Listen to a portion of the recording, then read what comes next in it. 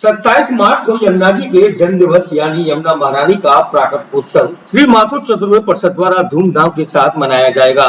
इसको लेकर रविवार को माथुर चतुर्वेद परिषद की एक प्रेस वार्ता का आयोजन किया गया, जिसमें श्री माथुर चतुर्वेद परिषद के राष्ट्रीय अध्यक्ष महेश पाठक और अन्य वरिष्ठ पदाधिकारीगण मौजूद रहे। इस प्रेस वार्ता के माध्यम से जानकारी दी गई।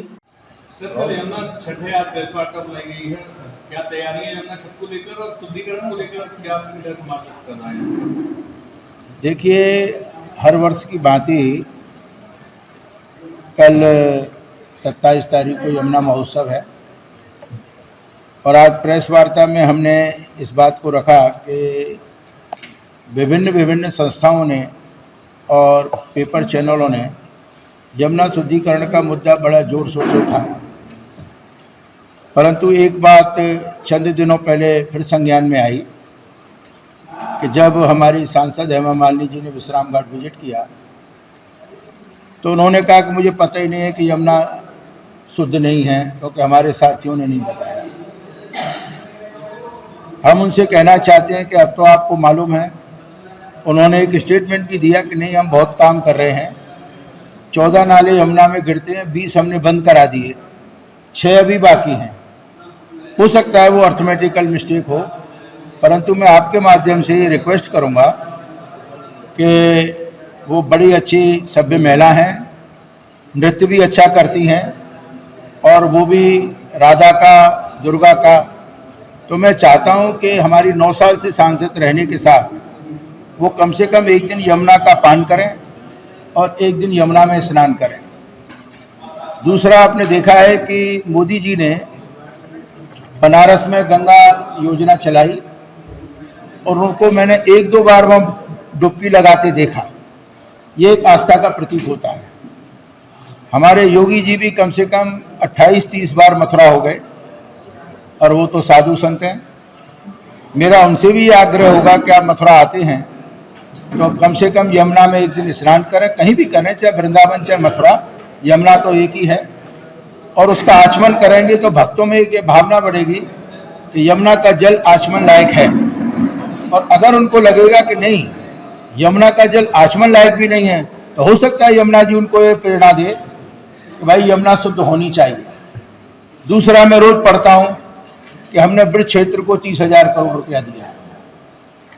ये बहुत बड़ी बात नहीं है। आज दुनिया कहाँ पहुँच चुकी।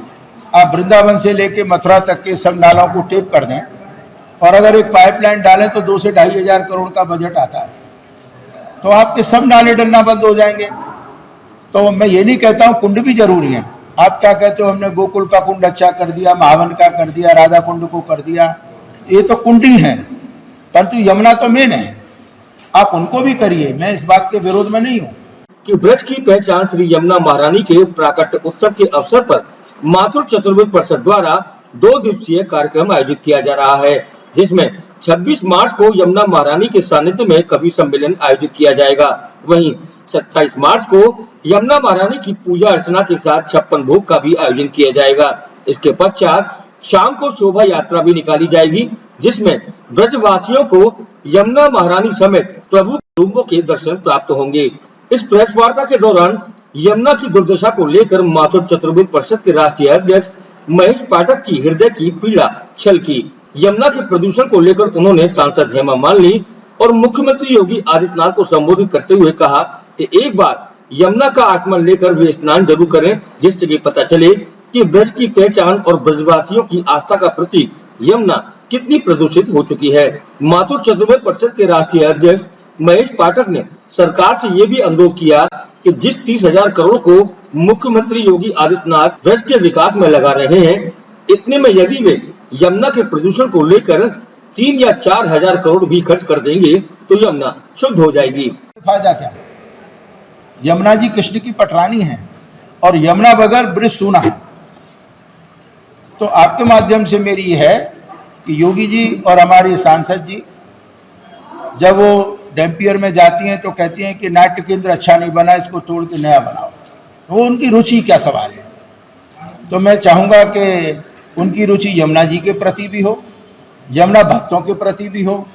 और मैंने तो बीच में एक बार सुना था, किसने निकाला मुझे नहीं मालूम, किसी ने कहा कि इसका 1 लोटा जल कोई विधायक पिए तो मैं लाख रुपए दूंगा। हम ऐसी बात नहीं कह रहे। तो मेरा आपके माध्यम से कहना है कि ये लोग संज्ञान करें, और बहुत आंदोलन हुए, अब ये राइट टाइम आया है कि यमुना जी का शुद्धिकरण हो। इसके अलावा कल हम लोग, आज तो हमारे यहाँ काव्य सम्मेलन है यही यमुना प्रदूषण को लेकर विश्राम घाट पर कल सुबह हम यमुना पूजन करेंगे। यमुना पूजन के बाद में 4 बजे हमारा प्रोसेसन निकलेगा।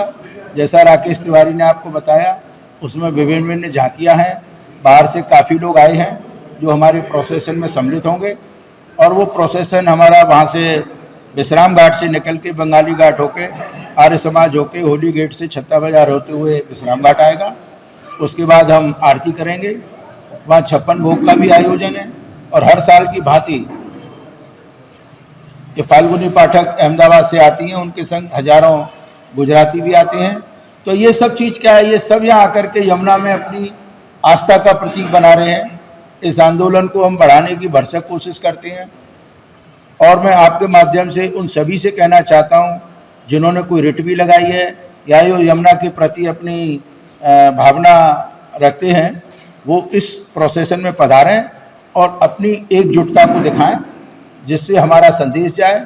और मैं वृंदावन के भी साधु संतों से सबसे अपील करूंगा, इनके यहाँ दुनिया भर के वीआईपी आते हैं, ये अपने हित की बात करते हैं, कम से कम ये अगर जोर मारें कि भाई पहले यमुना शुद्ध करो, तो मैं समझता हूँ कि वो दिन दूर नहीं कि यमुना शुद्ध होगी।